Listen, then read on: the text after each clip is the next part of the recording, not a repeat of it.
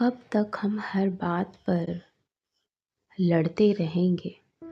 कब तक लोगों के शब्दों से टूटते रहेंगे? कब तक सुख में उछलते और दुख में बिखरते रहेंगे?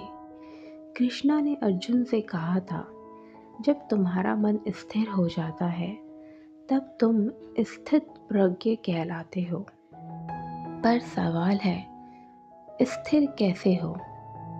क्या इसका मतलब है इमोशंस ख़त्म हो जाए या दिल पत्थर बन जाए? नहीं, आज हम समझेंगे स्थिर प्रज्ञ होने का क्या मतलब है और कैसे जीते हैं इसे। तो दोस्तों, राधे राधे। मैं हूँ कोमल और आज का जो मैं विषय लेकर आई हूँ एपिसोड 34, जिसमें आज हम स्थित प्रज्ञ, जब अंदर का तूफान शांत हो जाता है तब इंसान स्थित प्रज्ञ बनता है। आज हम इस टॉपिक को ही समझने वाले हैं। दोस्तों, लास्ट टॉपिक में जो मैंने आपको समझाया था उसमें कुछ सब पॉइंट्स थे। स्थित प्रज्ञ, कर्मा योग, ध्यान योग, भक्ति योग। तो यहाँ पर मैं एक एक करके हर एक टॉपिक को मैं आने वाले 3 से 4 एपिसोड इन एक एक टॉपिक को उठाते हुए डिटेल में मैं बताने की कोशिश करूँगी। तो प्लीज़ अंत तक ज़रूर देखिए, क्योंकि गीता हमें सिर्फ पढ़नी नहीं, अपने जीवन में उतारनी भी है, क्योंकि ये जीवन एक महाभारत ही तो है। तो दोस्तों, आज का जो अध्याय है स्थित प्रज्ञ, ये भगवत गीता के अध्याय 2 में आता है, जहाँ अर्जुन खुद पूछता है कृष्णा से, हे मधुसूदन, स्थित प्रज्ञ कैसे बनते हैं, कैसे बोलते हैं, कैसे बैठते हैं, कैसे चलते हैं, मतलब उसका जीवन कैसा होता है। आज हम वही समझेंगे गीता के श्लोक के साथ और अपने जीवन के उदाहरणों के साथ। कृष्णा कहते हैं, जो व्यक्ति अपनी सब इच्छाओं को छोड़ देता है, जो अंदर से संतुष्ट है, जैसे सुख दुख दोनों समान लगते हैं, जो गुस्से, भय और लोभ से परे हो, वही स्थित प्रज्ञ है। लेकिन ध्यान रहे, इच्छा छोड़ना मतलब अपने सपनों को छोड़ना नहीं, मतलब है मैं सपने देखूं पर उनसे बंधा ना रहूं। चलिए एक एग्जाम्पल लेते हैं दोस्तों।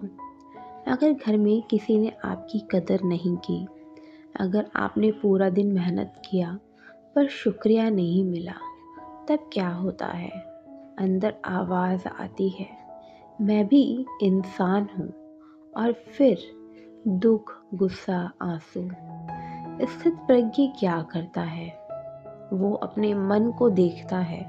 वो कहता है, ये दुख उठ रहा है पर मैं दुख नहीं हूँ। दोस्तों, अंतर समझो। नॉर्मल इंसान जो है वो क्या करेगा? रिएक्ट करेगा। लेकिन जो स्थित प्रज्ञ है वो ऑब्जर्व करता है, वो देखता है, समझता है। ये सप्रेशन नहीं होता है, ये जागरूकता होती है। दोस्तों, स्थिर प्रज्ञ की पहचान आखिर हम कैसे कर सकते हैं? तो यहाँ पे मैं आपको कुछ पॉइंट्स बताने वाली हूँ। फर्स्ट, वो जल्दी रिएक्ट नहीं करेगा।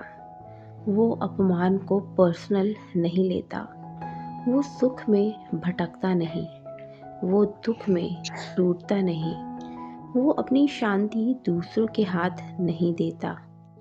कृष्णा कहते हैं, जैसे समुद्र में कितनी भी नदियाँ गिर जाएं पर समुद्र अपनी सीमा नहीं तोड़ता, वैसे ही स्थित प्रज्ञ इच्छाओं के आने पर भी शांत रहता है। दोस्तों, अब सवाल है कि हम कैसे स्थिरता की ओर बढ़ सकते हैं। तो यहाँ पे आपको मैं कुछ 5 स्टेप्स बता रही हूँ।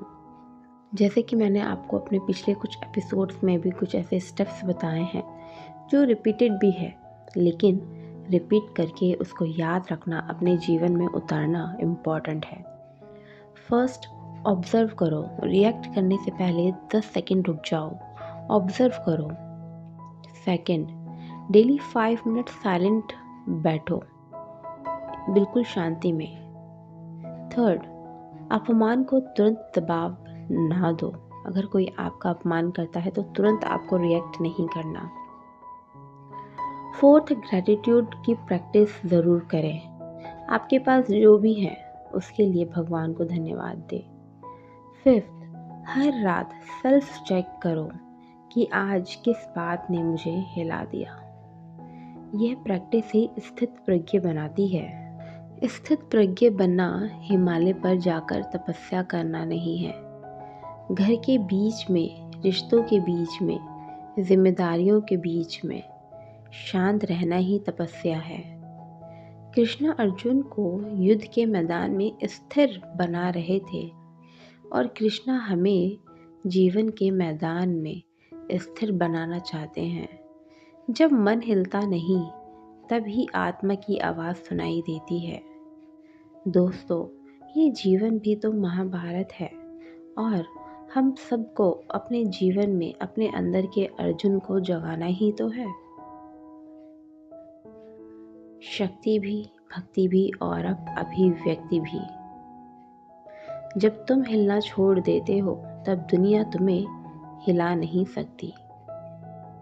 पसंद आए तो लाइक, शेयर, सब्सक्राइब ज़रूर करें। कमेंट में जय श्री राम, हर हर महादेव ज़रूर लिखें। मैं हूँ कोमल, कल मैं आपसे फिर मिलूँगी न्यू एपिसोड के साथ। तब तक के लिए अपना ध्यान रखें, खुश रहें।